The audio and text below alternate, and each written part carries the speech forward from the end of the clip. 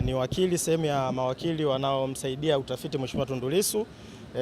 Leo tulikuwepo mawakili wengi, lakini pia mara baada ya mimi kuzungumza kuna baadhi ya mambo pia atayatolea ufafanuzi wakili Dickson Matata. Sasa kwa kifupi, leo tarehe 16 mwezi huu wa pili, kesi inayomkabili mwenyekiti wa chama chetu Tundu Lissu ilikuwa inaendelea kwa jamhuri kuendelea kuleta mashahidi wao, na leo wameleta mashahidi wawili.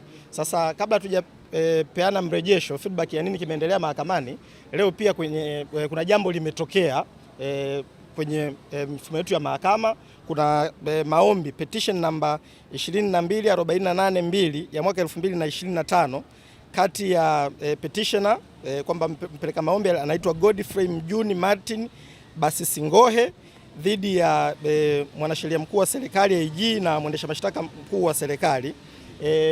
Leo maombi haya, petition hii imefanywa uamuzi, imetolewa uamuzi Dodoma, masijala kuu ya mahakama kuu kule Dodoma.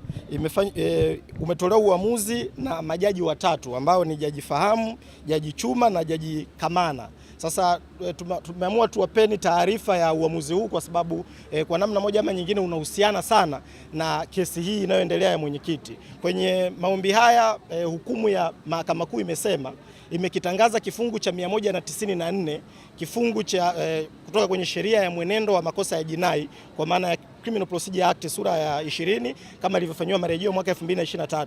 Kifungu hichi cha 194 ni kifungu ambacho kilikuwa kinampa mamlaka mwendesha mashtaka mkuu wa serikali kupeleka maombi mahakamani ya kuficha mashahidi, na maombi hayo yanakuwa ex parte, yanakuwa maombi ya upande mmoja. Sasa mahakama kuu leo Dodoma imesema kifungu hicho ni kinyume cha katiba na ni kinyume na haki za msingi, kwa sababu kinampa DPP mamlaka ya kupeleka maombi binafsi yeye bila kumpa haki hiyo mshtakiwa ya yeye kusikilizwa au kusema chochote kuhusu maombi ya namna hiyo. Sasa mahakama kuu masijala kuu Dodoma imesema kifungu hicho kwa vile kiko ni kinyume na katiba ya Jamhuri ya Muungano wa Tanzania kitapaswa kurekebishwa ndani ya miezi 12. Kwa leo mahakama kuu Dodoma imekitangaza kifungu hiki cha 194 ambacho kimesababisha uwepo wa hawa wanaitwa mashahidi wa siri kwamba ni kifungu kilichoko nyuma ya katiba. Sasa kurugenzi ya sheria ya chama na mwanasheria mkuu wa chama na chama